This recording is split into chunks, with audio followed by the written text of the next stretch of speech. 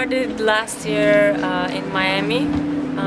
During Art Basel, I was going to make an installation at one of my friends' clubs in the backyard, and I needed to build a room for it.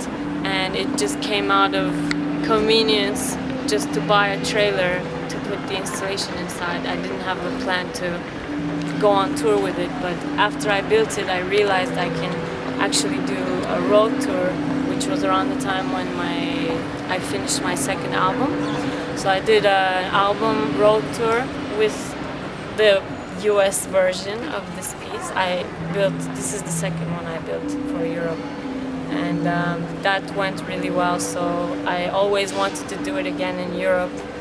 And a few months ago I rebuilt another version of it, a more updated, a bit more advanced version for here. And during the first opening, I guess there's where Gabriel stepped in, and somehow I guess they I don't know how to. How the interests presented are basically to submit it for the Luce Artista committee as one of the proposals, and the city decided to pick it up. Mostly because of there were essentially a couple of things that were interesting. One of them was the fact that it uses LED lights, so it's low consumption, better lights, and that's one of the requirements, basically, or suggested requirements for the Luce Artista project, so that it uses as low energy as possible.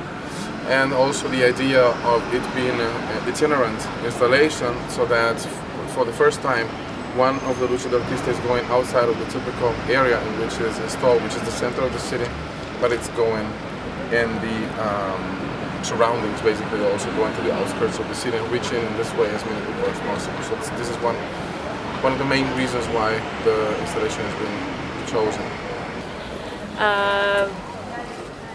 The main, there's so many characteristics to this piece, but the main interesting point is that it's very interactive.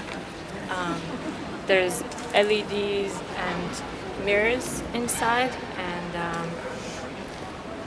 it's all connected through a computer that receives sound, and also through an infrared camera motion of your hands, so you can play the lights and also play sounds with the same motion, and also with the little keyboard that also works at the same time.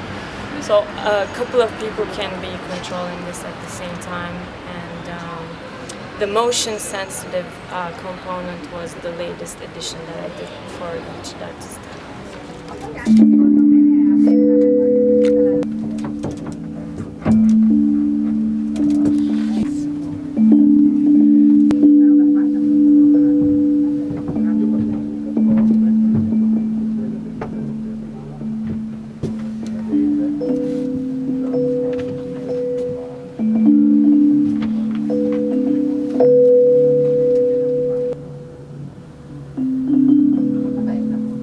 It's all this area, like basically has.